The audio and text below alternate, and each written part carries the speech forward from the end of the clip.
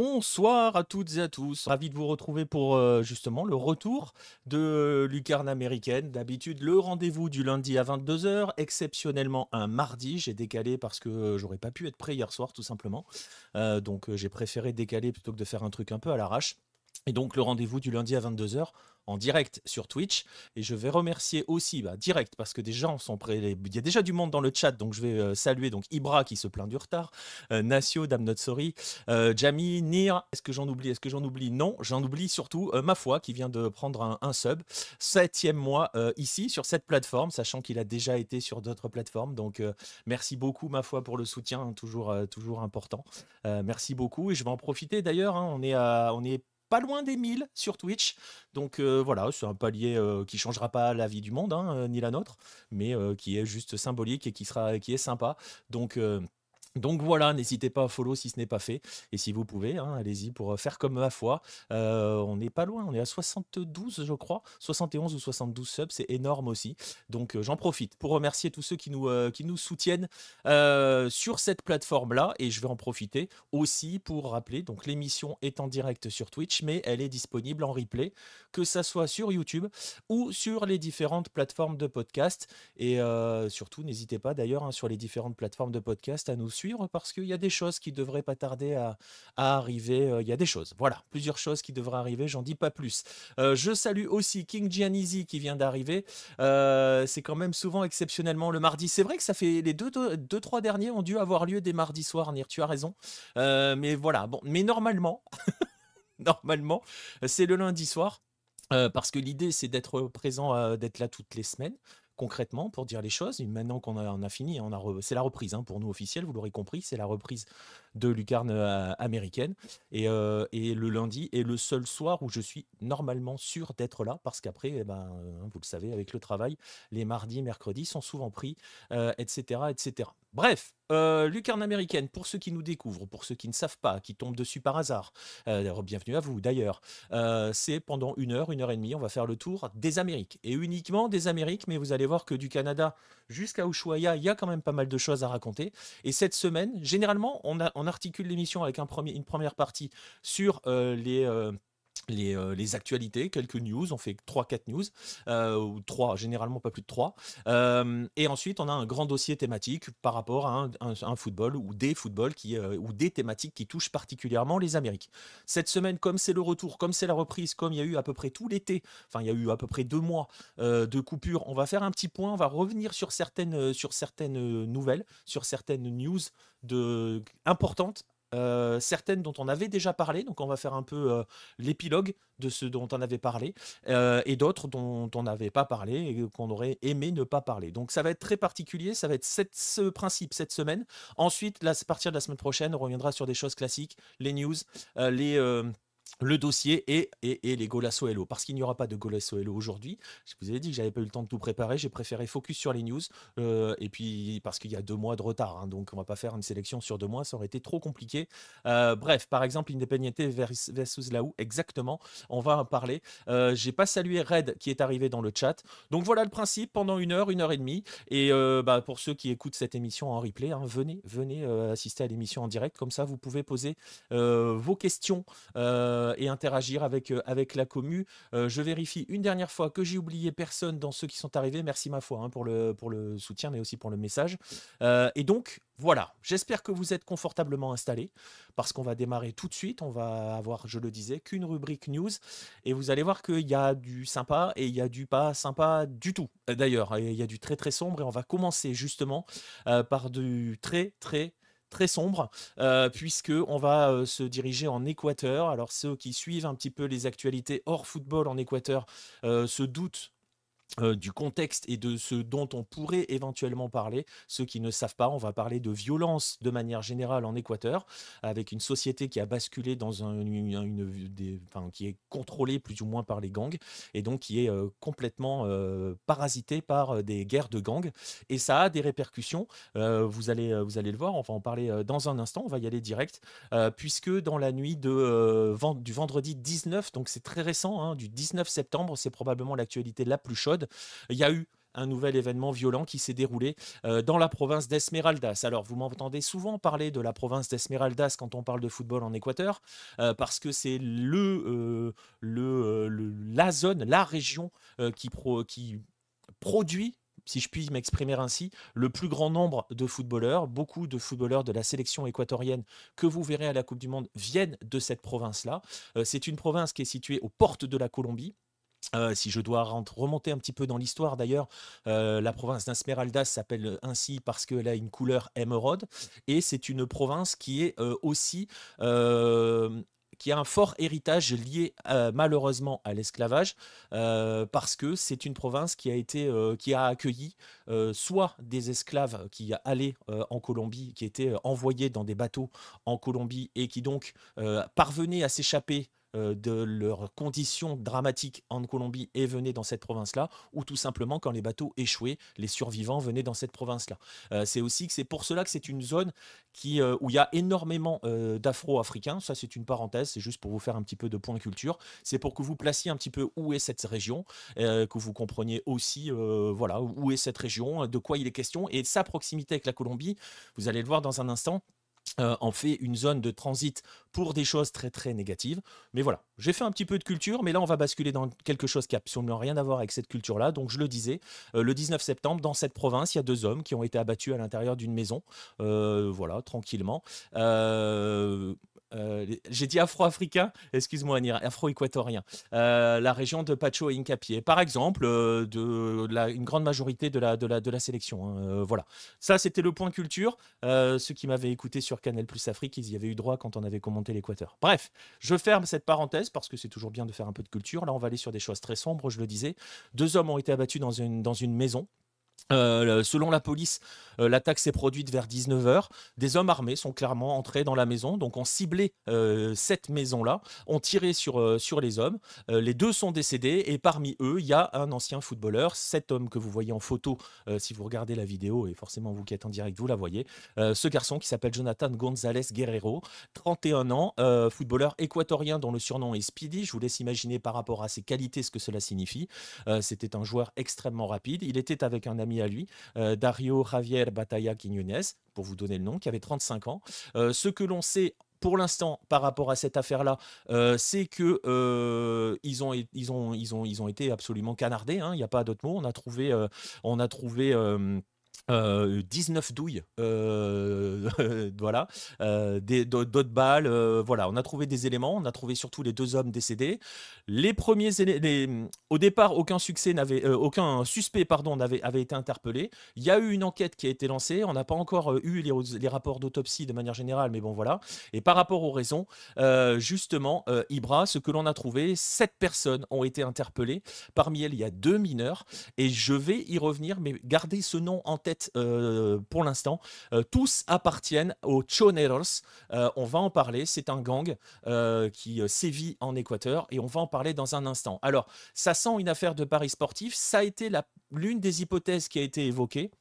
Pour reprendre ton propos, Red, ça a été l'une des hypothèses évoquées parce que voilà, un chantage au match truqué que le joueur n'a pas voulu suivre ou des choses comme cela. Mais apparemment, ça serait, on ne sait pas encore. Voilà, on n'a pas les motifs, on n'a pas les motivations des tueurs pour l'instant, en tout cas au moment où je parle. Donc, pour l'instant, on va écarter. L'hypothèse n'est pas écartée, mais on va pas la favoriser parce que ça peut être aussi une criminalité, comme on dit, de droit commun, hein. Donc voilà, donc ils essayent d'analyser, de voir si le joueur ou son collègue ou les 2 ont reçu des menaces. Pour vous faire un petit point rapide, une petite présentation rapide de Jonathan González, je le disais, il avait 31 ans, il a joué et il a été post-formé à Independiente del Valle. Il s'est révélé dans ce club-là. Il a même été l'une des révélations du championnat à l'époque. C'était il y a 12 ans à peu près, en 2013. Il a joué au Mexique, il a joué dans de nombreux clubs mexicains. Il a fait quelques allers-retours entre le Mexique, l'Équateur. Il a joué à la LDU. Il a joué. Là, il évoluait dans un club qui s'appelle 22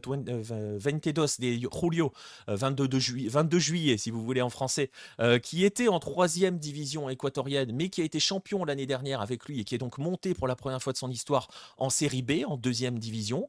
Il est passé il a disputé la finale de la Libertadores 2016 hein, avec Independiente del Valle. Je vous rappelle hein, que Independiente del Valle était en finale en 2016 après avoir éliminé River et Boca le long de son parcours. Il a quelques sélections avec les U20. Il a joué la Copa América 2015 au Chili. Donc c'était à l'époque l'une des grandes promesses du football équatorien. Bon, ça n'a pas forcément euh, explosé derrière.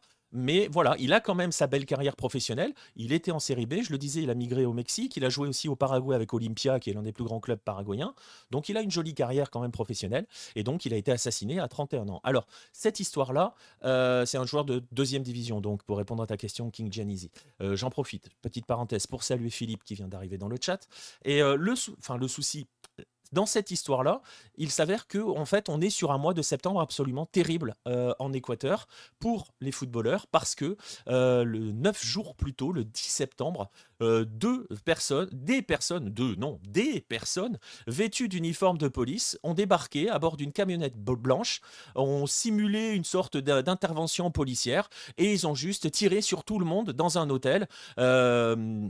Dans un hôtel qui s'appelait le Costa Azul, je cherchais le nom, sur la ville côtière de Manta, qui est dans le département de Manabí, qui est juste en dessous, au sud de la province d'Esmeraldas. 5 personnes ont été tuées, et parmi ces 5, 2 joueurs de foot que vous voyez ici en photo, Michael Valencia, qui est à droite sur l'image, décédé sur le coup, et Leandro Yepes, qui est sur la gauche, qui est décédé dans les 24 heures qui ont suivi ce massacre là-dedans. Tous deux sont des joueurs d'un club qui s'appelle Exapromo Costa, un club de la 3e division, qui a forcément communiqué hein, sur le décès de ces 2 joueurs. Tout cela pour dire que ça fait donc 3 footballeurs des 3 premières divisions équatoriennes qui ont été assassinées en 10 jours. Et cela fait suite aussi à une attaque qui a surgi entre les deux le 16 septembre, qui a été menée sur un joueur d'Orense, club de première division, un jeune attaquant qui s'appelle Suarez, et je viens de manger son prénom, mais c'est pas grave, il s'appelle Suarez. Vous l'avez en photo ici, et il a été attaqué à main armée alors qu'il était en voiture sur une des avenues principales de la ville de Machala. Et en gros, 2 hommes sont arrivés en moto, ont intercepté le véhicule dans lequel Suarez se trouvait avec sa compagne et ont tiré. Et voilà, le club a depuis communiqué qu'il est dans un état stable, qu'en fait qu'il était hors de danger, tout simplement. Donc ça fait 4 joueurs attaqués, pas forcément ciblés directement, hein, vous l'aurez compris. Mais voilà, ça permet aussi de mettre en lumière ce climat absolument dramatique qui traverse l'Équateur depuis plusieurs mois. Et c'est aussi de cela dont on va... Ariel, merci Nacio. Exactement. Manta a une équipe de première division aussi, exactement, c'est Delphine. Donc voilà, donc 4 joueurs en 10 jours, hein, sur un espace de 9 jours, qui ont été attaqués. On ne sait pas encore si certains ou tous ont été directement ciblés. On ne sait pas, vraiment, pour l'instant, on n'a pas d'éléments par rapport à cela. Donc, on ne peut pas mettre, pour l'instant, l'hypothèse de menaces ou de paris sportifs qu'ils n'ont pas voulu truquer ou qu'ils auraient truqué, ou je ne sais pas. Je ne pense pas qu'ils auraient truqué, parce que dans ces cas-là, ils seraient encore là, si c'était cela. Donc, on ne peut pas écarter cette hypothèse, mais on ne peut pas la favoriser. Ça peut être aussi, comme dans le cas du débarquement de ces personnes vêtues d'uniformes de police dans cet hôtel de la province de Manta, de la ville de Manta. Ça peut être tout simplement des victimes collatérales, mais ça reflète donc, je le disais, un climat général qui traverse l'Équateur hein, depuis plusieurs mois. On est sur un semestre absolument terrible, et je vais en parler dans un instant. Pour vous donner une idée, je le disais, j'ai parlé des choneros. Je vais en reparler dans un instant parce que ça peut être l'une des raisons et des explications de cette flambée de violence qui touche l'Équateur ces derniers mois. Je vais vous donner quelques chiffres quand même pour que vous mesuriez où on est, dans quel contexte on se trouve en ce moment en Équateur. Le taux d'homicide est passé de 6 homicides pour 100 000 personnes en 2018 à 48 pour 100 000 en 2023. Il était un tout petit peu redescendu l'année dernière puisqu'il était à 38 pour 100 000, ce qui est déjà énorme, hein, puisque ça en faisait à l'époque déjà, ça faisait de l'Équateur le pays le plus insécure, si je puis m'exprimer ainsi, d'Amérique du Sud, tout simplement. Donc le pays le plus, voilà, le plus insécure. Et là, depuis le début de l'année, donc depuis le premier semestre, on a les chiffres qui sont tombés sur le premier semestre 2025. Tenez-vous bien, il y a eu 5268 homicides. Si vous rapportez cela, alors je vais vous laisser, je vais pas vous faire le calcul, mais imaginez un petit peu combien d'heures cela représente un semestre. Ça représente 4300 heures à peu près, un peu plus. Ça veut dire qu'il y a plus d'un homicide par heure en Équateur depuis le premier semestre, depuis donc le début de l'année. Ça veut dire qu'il y a une augmentation de 40% du nombre de cas d'homicide, voilà, donnés dans ce pays depuis le début de l'année. C'est le semestre le plus violent de la décennie. Alors, maintenant, pourquoi tout cela? Tout simplement parce que ces dernières années, les groupes criminels et autres cartels, hein, vous savez, je vous les ai expliqué en introduction, alors ceux qui viennent de débarquer ne savent pas, mais j'ai expliqué en introduction que on est à la frontière, surtout dans les zones les plus explosives, on est dans la frontière avec la Colombie, mais l'Équateur est aussi une zone de transit toute la, comment dirais-je, toute la machinerie du narcotrafic. Et donc, tous ces groupes-là n'ont cessé de se développer. Et surtout, ces derniers mois, parce que c'est là où ça devient important, ces derniers mois se sont divisés. Pourquoi?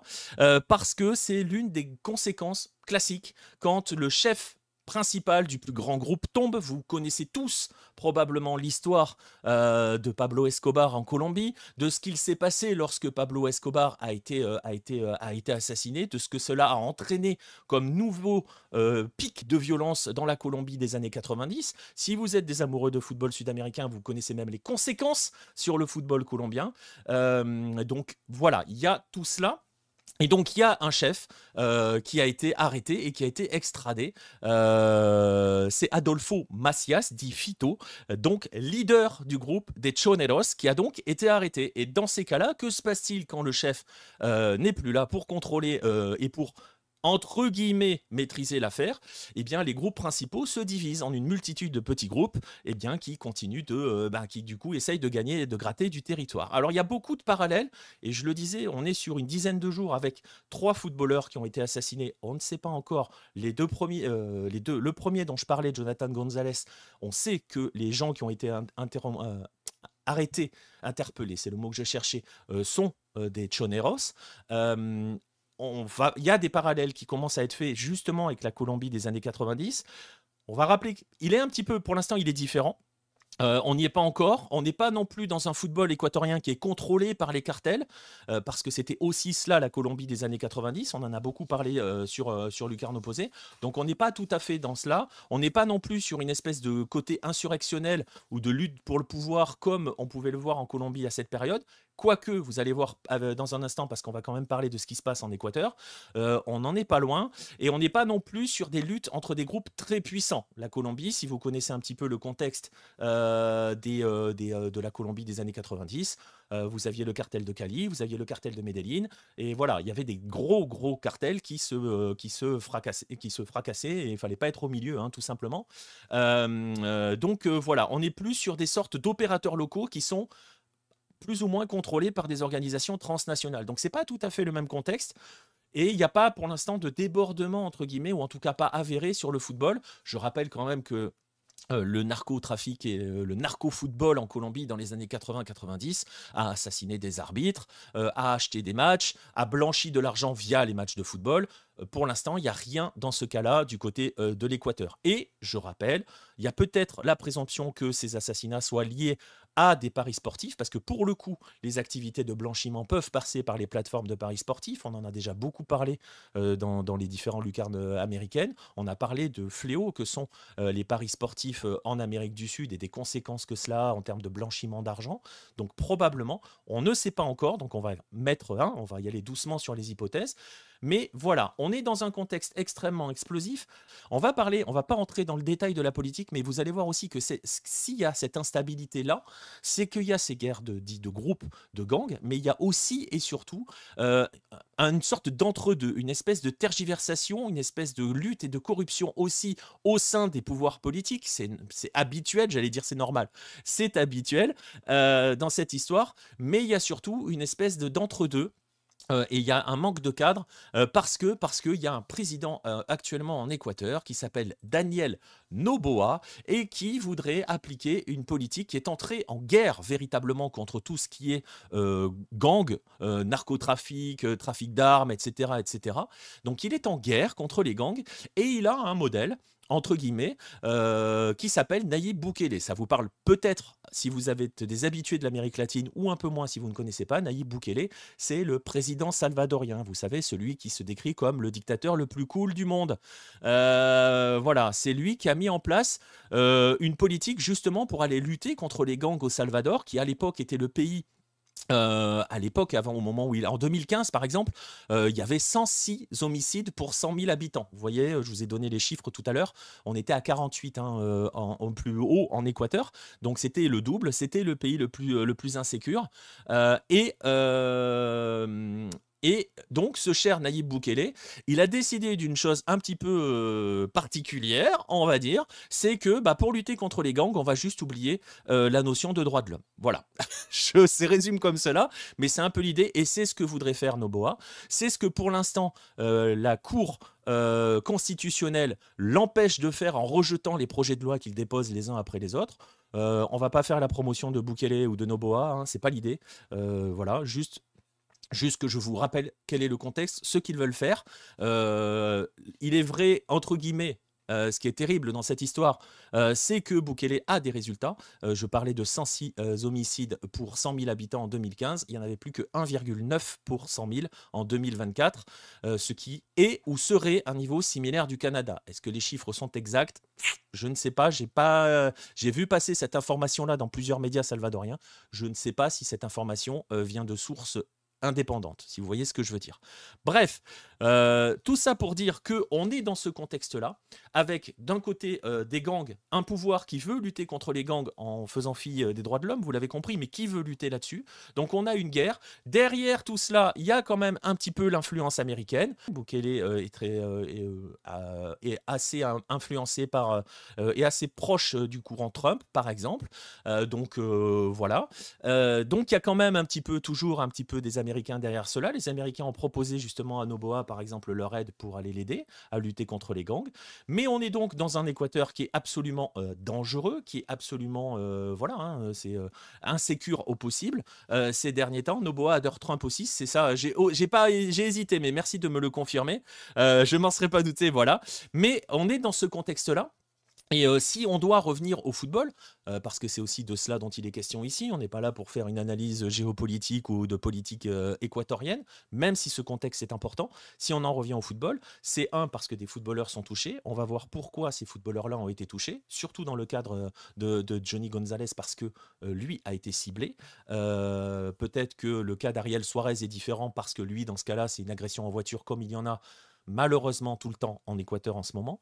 Mais si j'en parle, c'est parce que notre cher Daniel Noboa, il fait pression auprès de la CONMEBOL pour, et vous allez le voir si vous avez les images avec ce fabuleux clip réalisé tout en IA, ce clip partagé par le président équatorien. Il veut accueillir la Copa América 2028. L'Équateur, d'ailleurs, et je le rappelle, aurait dû accueillir la Copa América si on suivait le cycle classique d'organisation qui était normalement alphabétique tout simplement. Donc normalement la logique aurait voulu que ça soit autour de l'Équateur. Depuis plusieurs fois ils ont un petit peu sauté leur tour au fur et à mesure et pour l'instant ils sont candidats. Ce clip là c'est pour rappeler que l'Équateur a une histoire footballistique, on la voit, l'Équateur sera à la Coupe du Monde, comme le dit Red, c'est un pays magnifique, oui, et c'est un pays footballistiquement parlant qui est actuellement, probablement, même certainement, la troisième puissance sud-américaine.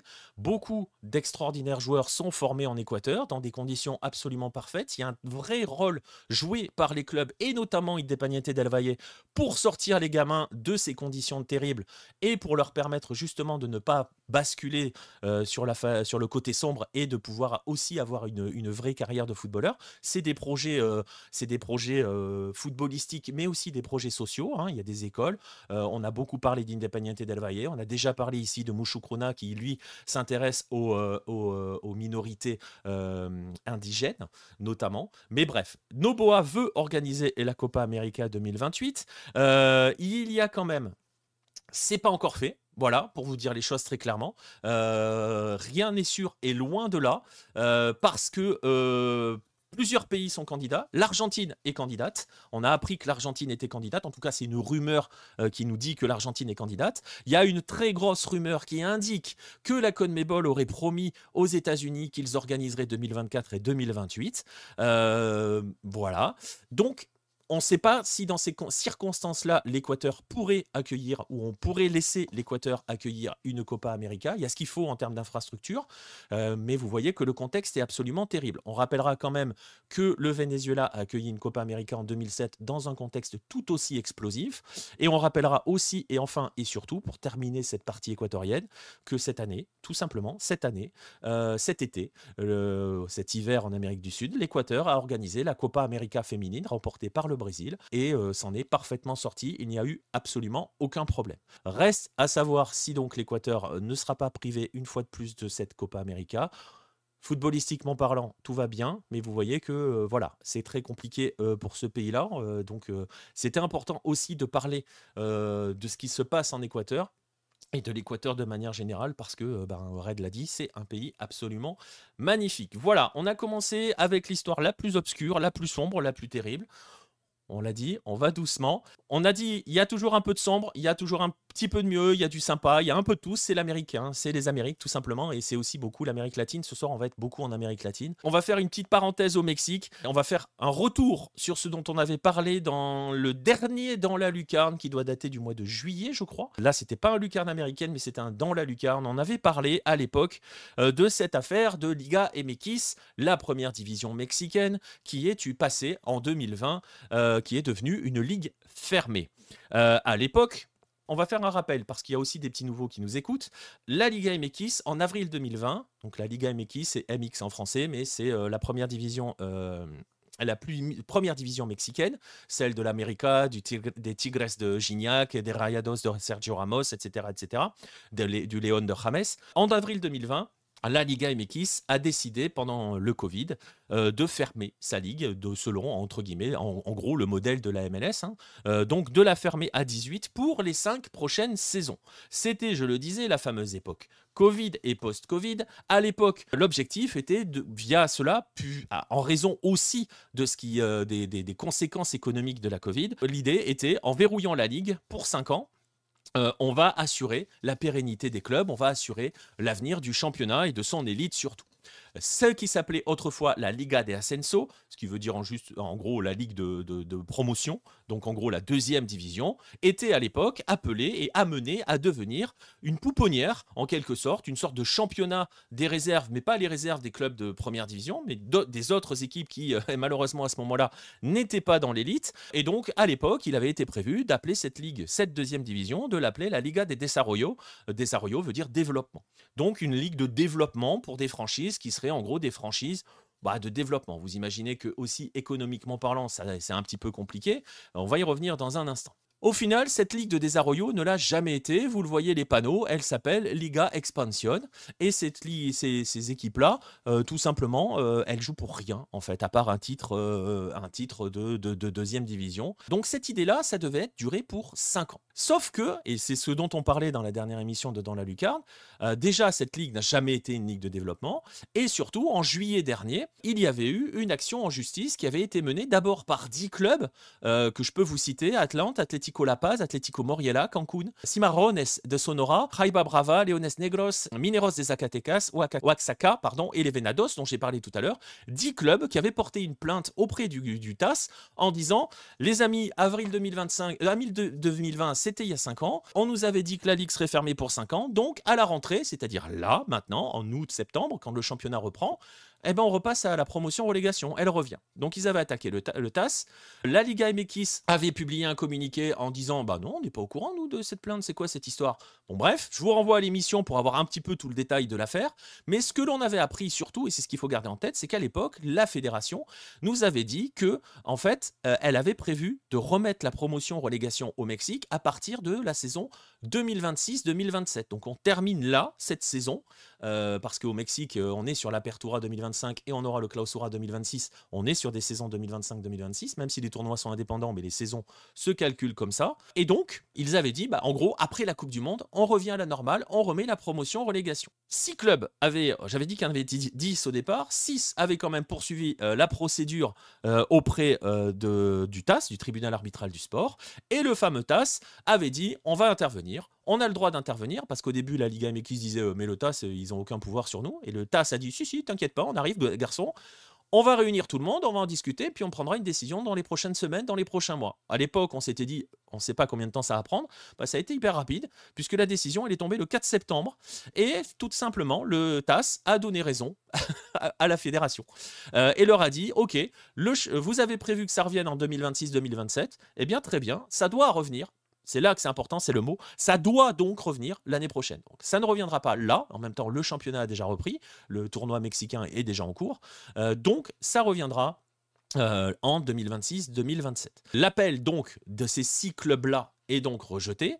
La promotion-relégation va revenir. Les maletas n'ont pas été suffisantes, peut-être, et ça aura des conséquences. On va en parler dans un instant. Je le dis, juste, ce qui est important, c'est que la Ligue mexicaine, la fédération mexicaine, ne peut plus faire marche arrière. C'est-à-dire qu'ils se sont, entre guillemets, engagés à ce que ça revienne en 2026-2027.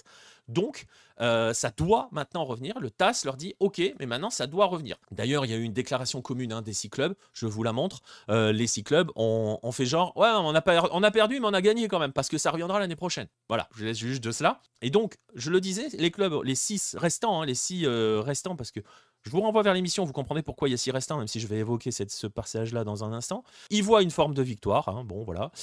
Mais attention, c'est surtout de la communication, parce que derrière cette déclaration, ces clubs-là sont pas bien. Ils nous disent quand même, la réactivation de ce modèle profitera non seulement aux institutions, mais aussi aux joueurs, aux entraîneurs, aux supporters, aux sponsors et à la croissance globale du football. Ils réaffirment leur volonté de travailler en association et en coordination avec la fédération pour mettre en place des compétitions solides et durables, blablabla, blablabla. Le problème, c'est qu'il y a 2 conséquences à cela, je les avais évoquées, il n'y en a qu'une principale, elle est financière. Je rappelle que les 6 clubs qui sont concernés par cette demande ont vu leur appel rejeté, donc selon la loi, et c'est écrit dans la décision du TAS, vont devoir payer auprès de la fédération mexicaine les dépenses encourues par la fédération mexicaine pour se défendre. Ça a été estimé à 12 000 francs suisses par le TAS, hein, c'est dans le rapport du TAS, dans le rapport du jugement. Donc voilà. Et le problème, c'est que pour ces clubs-là, chaque sou compte. Pourquoi? Parce que, je vous l'avais dit, quand la Ligue a fermé, pour que ces clubs qui se retrouvent sans aucun modèle économique, puisqu'il n'y a plus de promotion-relégation, avec un modèle économique très compliqué, dans une Ligue qui ne sert à rien concrètement, la Ligue avait prévu une subvention annuelle de 20 millions de pesos, ça fait à peu près un demi-million d'euros, pour les clubs de la Ligue des Expansion, en guise de compensation justement pour la suspension de la promotion-relégation. Sauf que, dans le règlement, cette prime, cette subvention, elle est assujettie à l'absence d'action en justice. Pour le rappeler, pour le dire, tout club qui intente une action en justice voit ses subventions sauter. Donc ces 6 clubs-là, va falloir tenir pendant un an, sans aucune véritable entrée d'argent. Donc ils ont gagné, mais ils n'ont pas forcément beaucoup gagné quand même dans cette histoire-là. Ce que l'on sait, c'est que la promotion-relégation va revenir. Dans quel état seront les clubs de l'Ascenso, qui donc va redevenir l'Ascenso? Combien vont être promus, combien vont être relégués? On ne sait pas encore. On le saura dans les mois à venir. On rappelle quand même, et d'ailleurs je vous invite, hein, si vous ne l'avez pas vu, je vais vous faire le conseil d'aller voir la série Club de Cuervos, qui est une série totalement folle dans le sens, ils sont complètement barrés, c'est comique, mais qui montre l'autre face du football mexicain avec une très très grande justesse. vraiment pour le coup, comment ça fonctionne et comment, même à l'époque où il y avait la promotion en relégation, en rachetant une licence, tu pouvais racheter ta place dans l'élite. Donc tout se passera après la Coupe du Monde. Regardez cette transition absolument folle. On était au Mexique, je disais que tout allait arriver après la Coupe du Monde. On va donc parler de quoi? On va donc faire un petit point éliminatoire Coupe du Monde dans la zone Amérique, tout simplement Amérique du Nord, centrale et Caraïbes et Amérique du Sud. Première info, elle est tombée cet après-midi, un petit clip qui a été publié par la FIFA, tout simplement, ce petit ballon qui roule, qui va vers trois casiers de vestiaire, Canada, Mexique, États-Unis, mascotas proximamente, ça veut dire 3 mascottes pour la prochaine Coupe du Monde 2026, une par pays. Allez, on peut faire les paris à combien l'aigle pour les États-Unis. Voilà, on verra bien, mais les mascottes vont bientôt arriver. C'était le côté un petit peu rigolo, mais on va faire un petit point quand même sur les éliminatoires. On va regarder le point sur les qualifiés, parce qu'il y en a des qualifiés. Il y a forcément les 3 pays hôtes. Il y avait le Japon, il y avait la Nouvelle-Zélande qui étaient les premiers véritablement à se qualifier. L'Iran et l'Argentine aussi. Ils ont été rejoints par l'Ouzbékistan, la Corée du Sud et la Jordanie et l'Australie lors du troisième tour, troisième ou quatrième tour de la zone asiatique. Et ils ont été rejoints par les derniers Sud-Américains, puisque c'est bouclé en Amérique du Sud. Le Brésil, l'Équateur, l'Uruguay, la Colombie qui a eu très très peur, et le Paraguay qui retrouve enfin la Coupe du Monde pour la première fois depuis 2010.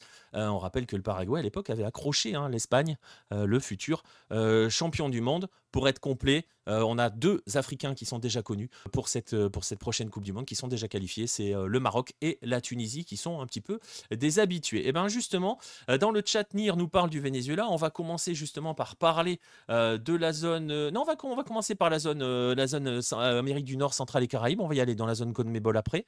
On va juste faire un petit point. On va rappeler qu'on est dans le dernier tour de qualification pour la Coupe du Monde. Vous voyez que 2 matchs se sont joués dans ces groupes-là. Vous voyez que certains favoris de groupe, et on va les nommer, Panama et Costa Rica, sont pas au mieux, pour dire les choses très clairement. 2 matchs nuls pour Panama, notamment un à la maison face au Guatemala, un au Suriname, dans des conditions un peu particulières. Le Costa Rica est en danger. Vous voyez que la Jamaïque, qui est dans le groupe le plus facile, qui est le groupe des Caraïbes, tout simplement, n'est pour l'instant parti pour son duel avec Curaçao. On s'y attendait.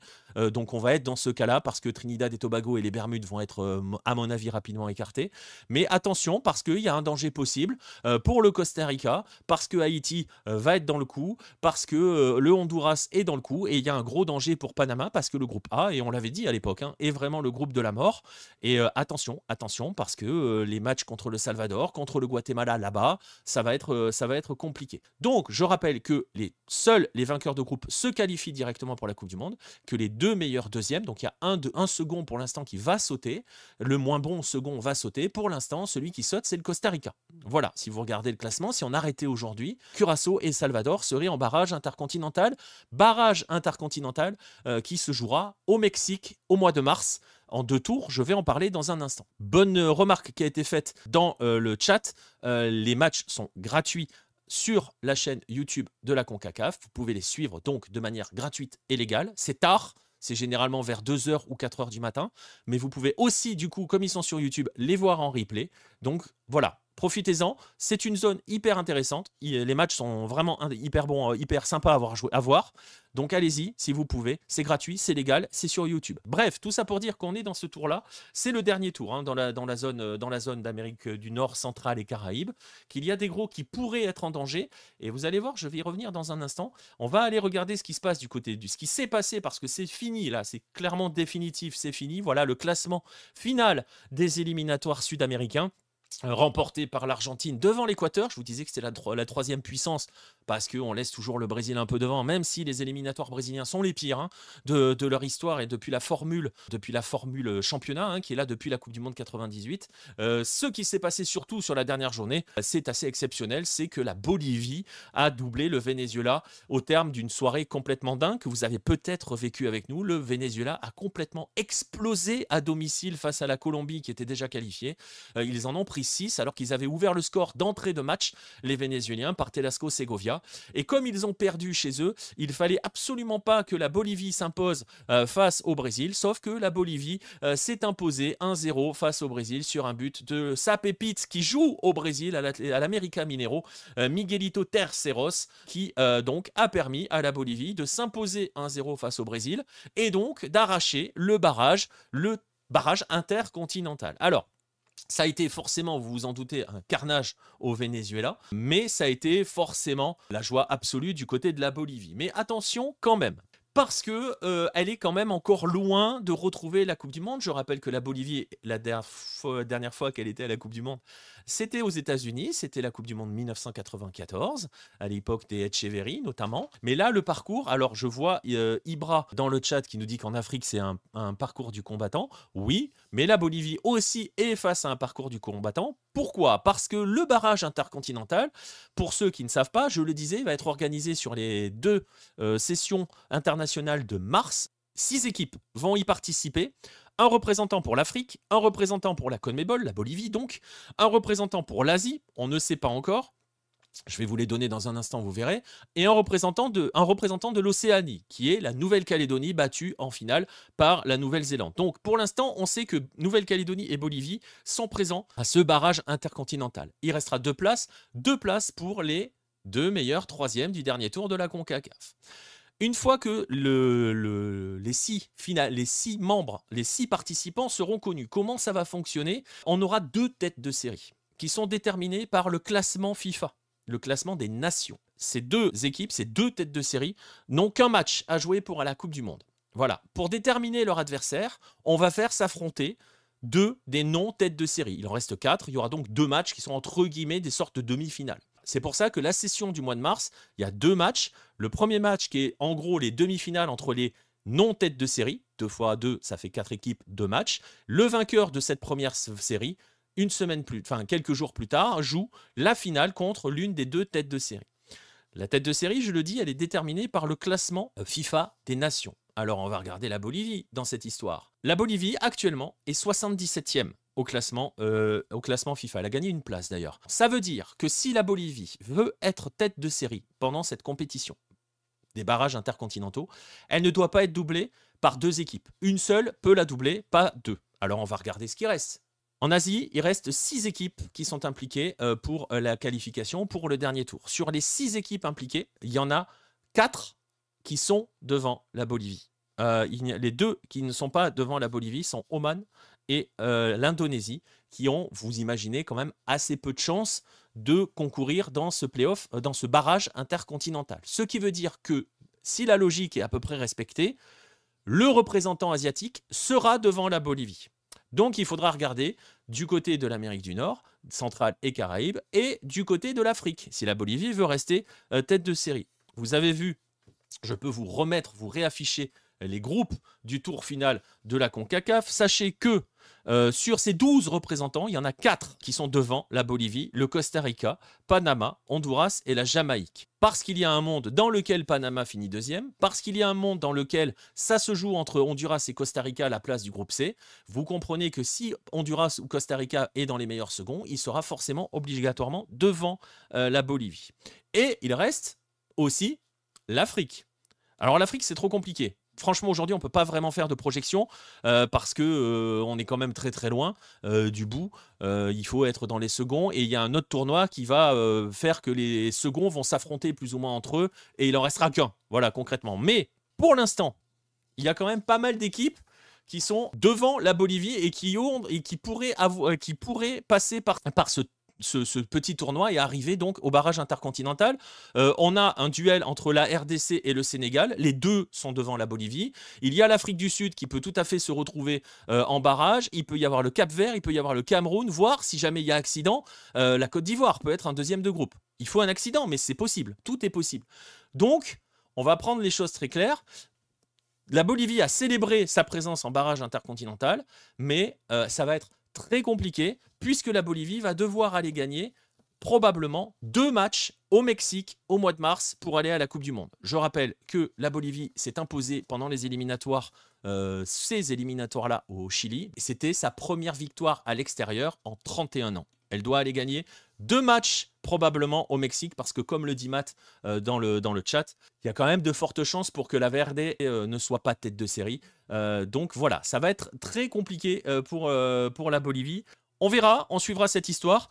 C'est bien de voir la Bolivie quand même faire ce barrage intercontinental. Ça va faire du bien à un football qui souffre de la corruption de ses dirigeants, notamment depuis plusieurs années. Pour en discuter fréquemment avec un ami qui travaille souvent avec la Bolivie, c'est une déprime absolue. On suivra ça. Rendez-vous donc au mois de mars. Et effectivement, le mois de mars, la fin du mois de mars va être absolument extraordinaire avec ces barrages intercontinentaux. Ça va être sympa. Ça va être sympa. On faisait un point continental. On va continuer le point continental. On va aller rester au sud cette fois-ci. On va parler de club, on va parler de Libertadores, on va parler de Sudamericana. On est en quart de finale de la Libertadores, en quart de finale de la Sudamericana. Les matchs allés se sont joués la semaine dernière. Les matchs retour ont lieu cette semaine et je vous le dis d'ailleurs, on fera un live dans la nuit de jeudi à vendredi pour les 2 derniers quarts de finale. C'est les 2 derniers que l'on suivra entre Sao Paulo et la LDU d'un côté et Estudiantes Flamengo de l'autre. 2 matchs assez explosifs. Vous voyez les résultats des premiers matchs. Le premier quart de finale, c'est la nuit prochaine. C'est juste après l'émission. C'est Racing qui accueille Vélez. Le duel 100% argentin. Racing a gagné le match aller 1-0. Attention parce que Vélez est très solide depuis l'arrivée de Barros Schelotto. Donc rien n'est joué. River s'est incliné, a pris une leçon, notamment en première mi-temps par Palmeiras, mais potentiellement toujours en vie. Je sais qu'il y a Ibra dans le chat qui est supporter de River. Je ne sais pas s'il y croit. Je ne sais pas si le clubisme fait qu'il a envie d'y croire. Il y a de fortes chances pour que River en prenne une vraie au retour parce que Palmeiras est quand même bien au-dessus. La LDU a fait le taf face à Sao Paulo, 2-0. LDU qui en a pris une en championnat ce week-end, mais qui se prépare pour le match retour au Brésil avec une avance intéressante. Et Flamengo, un seul but d'avance sur Estudiantes et Flamengo peut être potentiellement en danger au Uno au retour. Et donc ce sont ces 2 derniers matchs qu'on suivra. Je vous donne rendez-vous, on arrivera vers 23h50 je pense jeudi soir, donc du coup, puisque le premier match est à minuit, le deuxième est à 2h30. Je vous montre le tableau de la Libertadores. On peut spoiler un petit peu, on s'oriente très fortement vers un Palmeiras Flamengo en finale. Ça va être très compliqué d'éviter ça, on va pas se mentir. Ça va être compliqué d'éviter ça, les 2 équipes sont vraiment au-dessus des autres. Mais il peut y avoir des accidents. Attention à Flamengo, le déplacement Estudiantes, ça va être compliqué. Je rappelle que la finale est à Lima. Ça aurait été très drôle d'avoir un River Flamengo à Lima. Ça aurait rappelé de mauvais souvenirs aux supporters de River, mais voilà. Si tout était écrit d'avance, on jouerait pas les matchs. Donc normalement, la tendance veut que si on en reste sur le côté des favoris et de ce qu'on a vu, parce que Palmeiras a quand même été bien au-dessus de River, par exemple. Palmeiras semble être tranquille, filer tranquillement vers sa finale. Attention si c'est la LDU avec le déplacement à Quito, mais Flamengo, s'il se sort du piège Estudiantes, j'ai du mal à voir Racing résister beaucoup face à ce Flamengo-là. Ça, c'est pour la Libertadores. J'ai dit qu'on faisait un petit point sur la Sudamericana. On va faire un point sur la Sudamericana. Là, voici les résultats des quarts de finale. Allez, Lanús s'est imposé 1-0 face à Fluminense. L'Atlético Mineiro a ramené un bon résultat de Bolivie et 2-2 face à Bolivar en altitude. Ça risque d'être compliqué à Bolivar à l'extérieur, mais attention parce que s'il y a un club bolivien qui peut le faire, c'est bien Bolivar, et l'Atlético Mineiro, c'est un petit peu les montagnes russes. La surprise, la sensation, c'est la défaite à la maison 2-0 d'Independiente del Valle face à l'Once Caldas. C'est Pierre qui va être content dans le chat parce qu'il y a un Colombien qui est bien parti. Et il y a eu ce fameux Alianza Lima Universidad de Chile qui a fini à 0-0. Je vais en parler dans un instant. Bref, tout ça pour dire que on va parler d'Alianza Lima et Universidad de Chile. Et j'ai vu passer ça dans le chat. Je vais vous montrer le tableau final de la Sudamericana. Vous voyez que le vainqueur d'Alianza Lima, Universidad de Chile, affrontera le vainqueur de Lanús Fluminense et que le vainqueur de Bolivar Atlético Mineiro affrontera le vainqueur d'Independiente del Valle, Once Caldas. Mais vous voyez une information, surtout si vous êtes des habitués de l'Amérique du Sud, c'est que la finale aura lieu le 22 novembre, ça n'a pas bougé, mais elle aura lieu à Asunción. Alors je vais y revenir dans un instant, on va expliquer cela et on va voir les conséquences, ça sera la dernière news, on va faire l'avant-dernière avant, on va parler des quarts de finale, on va y aller dans l'ordre, on va parler de ce petit hibou qui est Universidad de Chile parce que l'on en a parlé dans une émission, dans la dernière émission, avec cette fameuse affaire, non j'en ai parlé dans un article sur Lucarne Opposée, pardon, je vous mettrai le lien si vous ne l'avez pas vu, ces affaires de violence absolument inouïes et horribles dans l'Estadio Libertadores de América d'Avellaneda, donc dans l'antre d'Independiente, avec... C'est toujours pareil, hein, qui a commencé, voilà, ce que l'on sait, c'est comment ça a fini. Ça a fini avec la barra d'Independiente qui entre dans la tribune parce qu'il n'y a pas de force de sécurité suffisante ou un petit peu trop coopérative avec la barra, c'est toujours un peu comme ça en Argentine, et ça a fini avec un lynchage en règle de certains supporters ou barra de la OU, certains mineurs aussi, des gens qui se jettent du haut des tribunes, des blessés, voilà, c'est des images d'une violence absolument inouïe que je vais forcément vous épargner, qui ont fait absolument beaucoup parler. Je vois qu'Aldécool ne savait pas que la OU avait été qualifiée. Eh bien, on va parler justement de ce qu'il s'est passé après, parce que le match retour, à l'époque, il y avait un but partout, a été interrompu à la mi-temps, n'a jamais repris, il ne pouvait pas reprendre, très clairement, dans ces conditions-là. Il n'a pas repris, il a été annulé, et la décision de la CONMEBOL est arrivée un petit peu, quelques jours plus tard. On pensait, on espérait, on va dire même les choses clairement, que les deux clubs seraient directement éliminés, parce que leurs barras sont fautives, les deux barras sont fautives dans l'histoire. On espérait qu'il y ait de vraies sanctions qui soient menées contre les deux clubs. La sanction, elle a touché les deux clubs, puisque les deux clubs sont privés de public à domicile et à l'extérieur pour 7 matchs, donc pas de supporters de leur équipe à domicile ou à l'extérieur pendant 7 matchs internationaux. Et l'autre sanction a été que Independiente a été éliminé sur tapis vert. C'est l'Universidad de Chile qui a été décidée gagnante. Je rappelle. Et je le rappellerai tout à l'heure quand même, parce que vous allez voir qu'il y a eu des choses. À ce moment-là, il y avait un but partout et Independiente avait perdu le match aller 1-0. Donc au moment où le match est arrêté, l'équipe virtuellement qualifiée, c'est la OU, tout simplement. Est-ce que pour cela? Je ne sais pas. Mais ce qui est intéressant dans cette histoire, c'est les réactions que ça a suscité. Et notamment, vous imaginez, le plus préjudicié, le plus puni des deux, Independiente. Independiente a commencé à communiquer sur les réseaux sociaux avec ce tweet, et c'est juste cette photo. Le football a perdu, les violents ont gagné. On note le cynisme de cette histoire-là, c'est assez rigolo, assez ironique, quand on sait que c'est quand même leur barra qui a fracassé absolument tout le monde dans la tribune, mais que bon voilà, les violents ont gagné, avec du sang hein, sur l'emblème du club, et surtout, Independiente a réagi ensuite avec un énorme communiqué. Alors on va prendre un petit peu de temps à le regarder, à le détailler, parce que vous allez voir, c'est intéressant, c'est amusant. Voilà, si on prend un peu de recul, on va trouver ça amusant. Ce communiqué publié par le Club Atlético Independiente, si vous voyez l'image, il est adressé, pas à la CONMEBOL, mais il est adressé au président de la CONMEBOL, à Alejandro Dominguez. Parce que vous allez voir, Independiente a choisi une posture dans l'histoire, pour l'instant pas faire appel, mais attaquer tout simplement le président Alejandro Dominguez. Il commence par rappeler son histoire. Hein. Il rappelle que Independiente représente l'essence du football sud-américain. Vous allez voir la position. L'essence du football sud-américain comme institution sociale et sportive soutenue par des sociaux et des socias. Alors que la OU, elle, c'est écrit noir sur blanc, est une société anonyme tournée vers la rentabilité et la spéculation entrepreneuriale. Voilà. En gros, la position d'Independiente, c'est de dire: on est un club avec des valeurs de peuple, proche du peuple, une vraie association, et on se bat contre les méchants capitalistes de la OU. Voilà, c'est le truc qui est pris ainsi. Et ils expliquent que, avec cette décision, la CONMEBOL a choisi son camp, celui qui veut que le profit l'emporte sur la vérité sportive. Le club explique donc que ce n'est pas une décision de justice, mais une décision politique qui a été prise au profit des structures privées, des entités privées. Voilà, le privé a gagné, et nous, pauvres petits clubs du peuple, avec nos valeurs, on se bat contre le capitalisme envahissant, et voilà, le capitalisme est en train de nous battre. C'est la lutte finale, exactement. Ils expliquent ensuite que cette décision fait que la violence peut maintenant être utilisée comme une parade pour éviter de se battre sportivement jusqu'à la finale. Parce qu'ils estiment, et c'est écrit, que la OU était en danger à ce moment-là sur le terrain, qu'elle était menacée d'élimination. Je vous rappelle, un but partout à la mi-temps, défaite 1-0 pour Independiente au match aller, et surtout, ceux qui suivent le football argentin le savent, Independiente n'a pas gagné un seul match depuis juin. Voilà, tout simplement. Donc, la OU était vraiment en danger dans ce match, et surtout, il semble, et il n'en parle jamais, c'est jamais évoqué, aucune évocation du rôle de ces barras dans les événements. Rien, forcément, parce que sinon ils vont se les mettre à dos. Mais le plus drôle arrive, parce que donc, vous l'avez compris, Independiente est en guerre contre la CONMEBOL.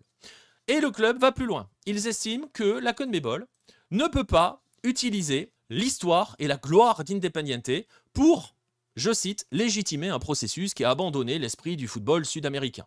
Et donc, ils demandent tout simplement à ce que toute référence au club soit enlevée du musée de la CONMEBOL tant qu'Alejandro Dominguez en sera le président, et que tout ce que Independiente a fourni à ce musée lui soit restitué.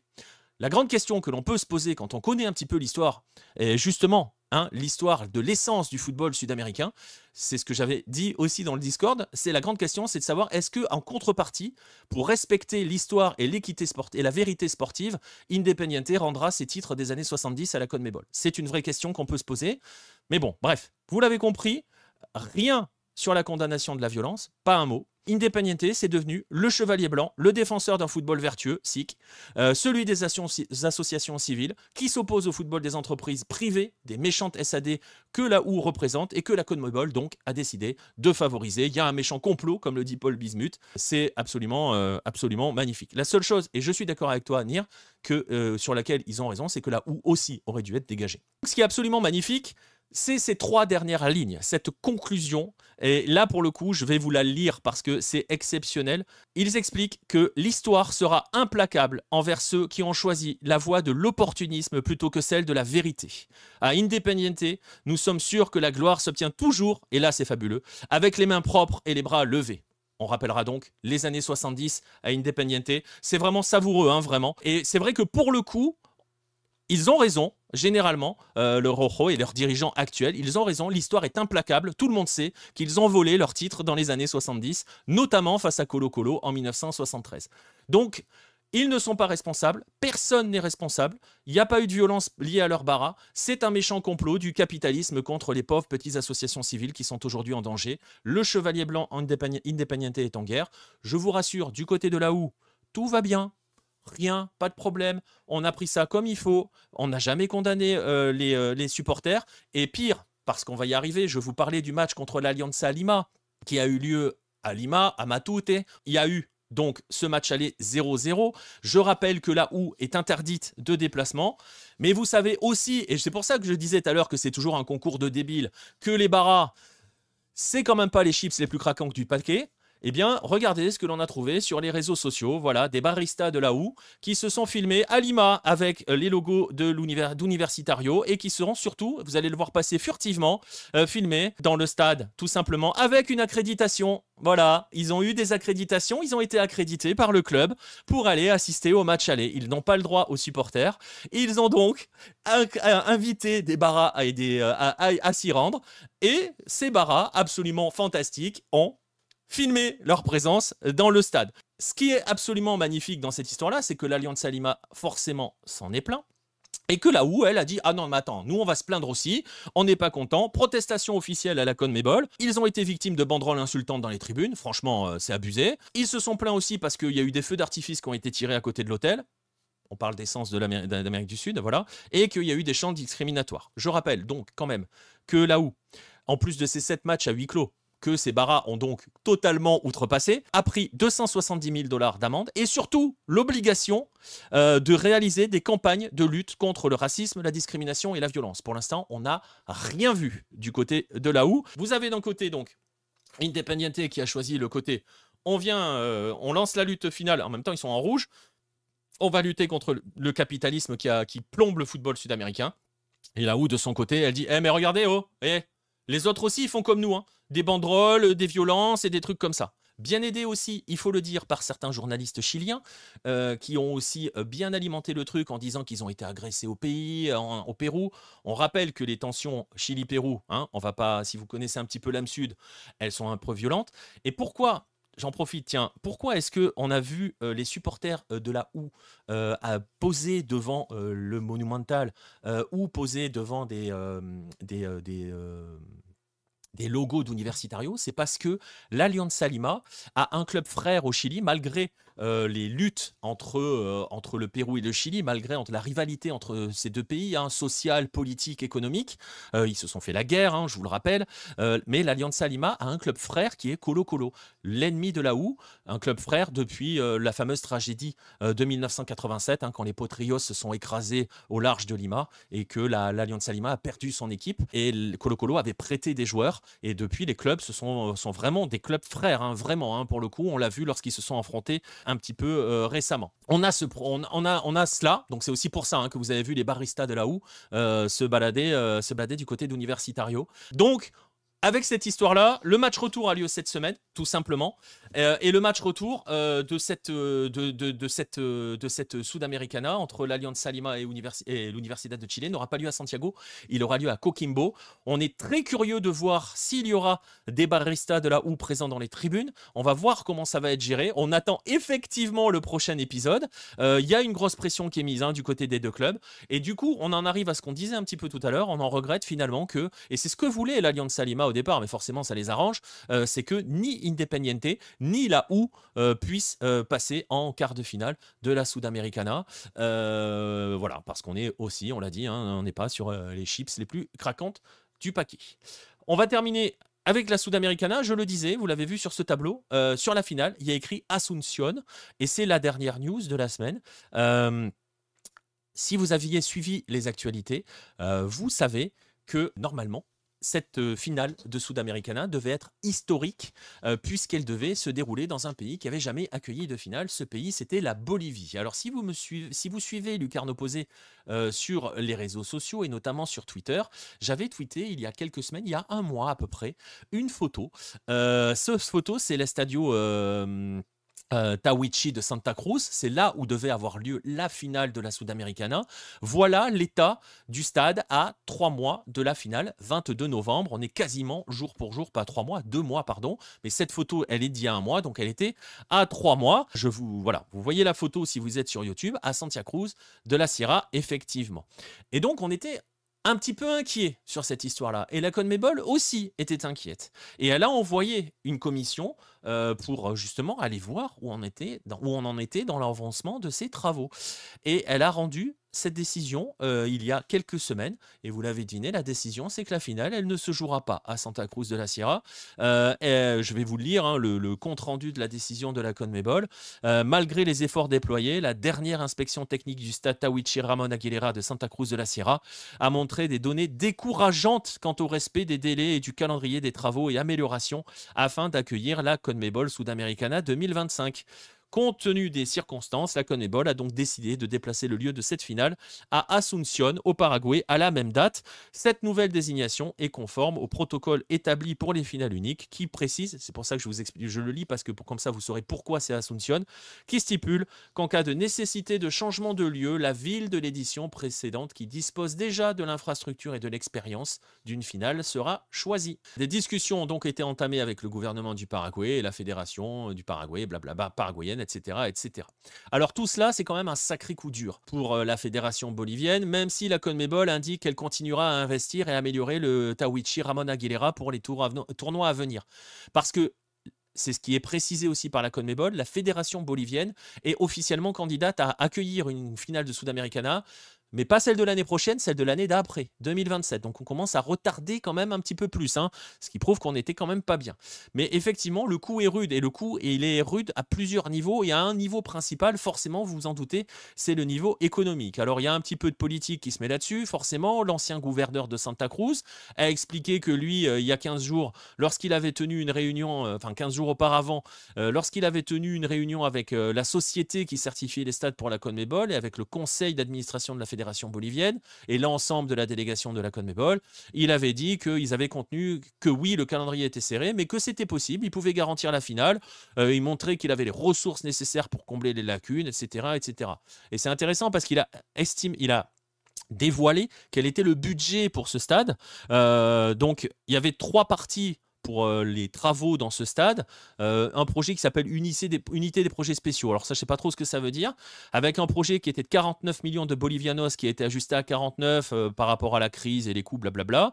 Il y avait une contribution de la CONMEBOL de 2 millions de dollars, ça correspond à 14 millions de bolivianos, qui était initialement prévue dans Et c'est là où c'est intéressant, et c'est là où vous voyez que c'est très les problèmes de l'Amérique du Sud et parfois de la Bolivie. Ces 2 millions de dollars étaient prévus pour les infrastructures du stade. Ils ont été réalloués pour juste les lumières.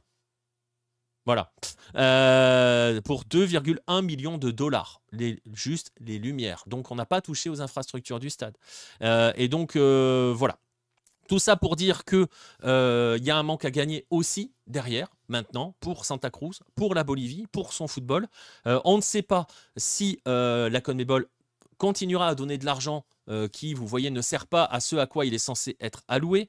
Ils ont quand même assuré que plus de la moitié des ressources étaient garanties. Plus de la moitié des ressources, c'est-à-dire que pas la totalité des ressources nécessaires étaient garanties par des lettres d'intention d'entreprises privées. Donc il n'y avait rien concrètement, que les contrats n'avaient donc jamais été signés. Parce qu'il explique qu'il y avait un troisième modèle qui était une histoire de réallouer le stade à des sociétés privées qui allaient gérer tout ce qui est loge d'hospitalité, écran, son, etc., etc. Donc il y a une grande partie de l'argent, 72 millions de bolivianos, c'est la plus grosse partie du budget. La moitié seulement, soi-disant, était financée par des lettres d'intention. C'est beau ça, financée par des lettres d'intention. Des contrats jamais signés. Voilà, on souffle, on ne s'étonne pas finalement pourquoi ça a fini par capoter. On se pose aussi de vraies questions. Je le disais, il y a une image, il y a aussi des entrées d'argent qui s'éloignent. Il y a... en termes de tourisme, le président de la Chambre bolivienne du tourisme, Luis Ampuero, a expliqué que la Bolivie allait perdre au moins 30 millions de dollars sur l'ensemble de sa filière touristique liée à cet événement-là. C'est des coûts qui ont été estimés par rapport à ce qu'ont rapporté les précédentes finales de Sudamericana. Et donc forcément, il a dit que ça allait avoir un impact sur la création d'emplois, les recettes et les devises et les recettes en devises. Donc voilà, il y a toute une chaîne qui va être touchée, toute une économie locale qui va être touchée. Forcément, il y a de l'argent qui a été donné, vous voyez qu'il a été alloué ailleurs, on ne sait pas où il est parti, c'est le gros problème de la Bolivie.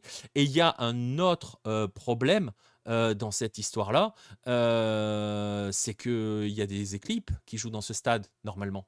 Le Tawichi Ramon Aguilera de Santa Cruz, c'est notamment Blooming et Oriente Petrolero, qui sont les deux grands clubs du coin. Et eux, ça fait plus d'un an qu'ils ne jouent pas dans leur stade, près d'un an qu'ils ne jouent pas dans leur stade. Et si les travaux, parce qu'on ne sait pas maintenant du coup, par rapport à toute cette histoire-là, ce qu'il adviendra des travaux de rénovation du stade, puisque finalement, plus personne va pouvoir payer le manque à gagner, enfin va pouvoir payer pour une finale qui n'aura pas lieu, ou en tout cas pas tout de suite, on ne sait pas comment ces deux clubs vont pouvoir retrouver leur stade et jouer dans leur championnat, dans leur stade.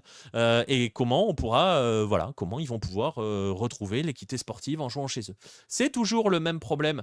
2 millions pour des lumières, ouais, c'est ça. C'est toujours le même problème de l'Amérique du Sud, c'est le problème de certains pays en Amérique du Sud, c'est le problème de la Bolivie. C'est pour ça que je passe mon temps à vous rappeler que si la Bolivie n'avance pas, c'est parce que sa fédération et ses gouvernements sont complètement corrompus, que l'argent est tout le temps détourné. Donc il y a un vrai problème pour la Bolivie, il y a une vraie interrogation. Une fois de plus, il y a une possibilité d'avancer, une possibilité de moderniser des infrastructures, une possibilité d'avancer, d'offrir des nouvelles conditions à ses joueurs et à son football professionnel. Et une fois de plus, ça capote et on s'étonnera que ce football a toujours du mal à avancer, alors que franchement, il y a vraiment de quoi faire. Vraiment, vraiment, vraiment de quoi faire. C'était la dernière news de la semaine. Je vous avais dit en 1 heure, 1 heure et demie. Vous voyez, on est dans les temps. Je vous rappelle donc que cette émission va être disponible en replay sur YouTube, sur les plateformes de podcast. Si ce n'est pas fait, je vous invite à venir nous suivre sur ces plateformes-là. Je le disais en introduction, mais voilà, il y a des choses qui vont arriver, notamment au niveau des podcasts. Il y a des choses qui vont se développer. Il y a des choses que je suis en train d'écrire, notamment des nouvelles histoires que je vais développer en podcast, uniquement en podcast pour le coup. Donc voilà. On va aussi, je vais, avant de conclure, terminer avec le fameux programme de la semaine sur Hello. Je vous l'ai dit, on va se retrouver dans la nuit de jeudi à vendredi pour les 2 derniers quarts de finale de la Libertadores. Sao Paulo accueille la LDU, victoire 2-0 de la LDU à l'aller au Morumbi. Estudiantes au Uno accueillera Flamengo. Premier match à minuit, deuxième à 2h30. On suivra les 2 matchs. On arrivera vers 23h50, donc jeudi soir. Ça, c'est le premier rendez-vous. Deuxième rendez-vous, ça sera donc le prochain live pour répondre à la question de King Genezy. Là, ensuite, on se retrouve dans la nuit de samedi à dimanche pour la traditionnelle soirée MLS. Vers 1h15, vous en avez plus ou moins l'habitude. On est en train vraiment d'entrer, on est dans le sprint final, hein, on est à 4 matchs de la fin. pour les places pour les playoffs. Donc des nouvelles places vont pouvoir être allouées, des nouveaux éliminés, etc., etc. Et évidemment, pour Lucarne américaine, on se retrouve cette fois, c'est promis, lundi prochain à 22h avec un format un petit peu plus classique. On salue tous les Joël du chat. Je remercie donc tous ceux qui étaient présents dans ce chat, tous ceux qui nous écoutent, qui nous réécoutent, qui écoutent les replays, etc., etc. Tous ceux qui nous suivent, qui ont pris des subs, n'hésitez pas à le faire si vous le pouvez. Merci à tous ceux qui nous soutiennent. On se retrouve donc jeudi soir ou pour des lives et des watch parties. Et sinon, lundi prochain pour le prochain numéro de Lucarne américaine. Salut tout le monde.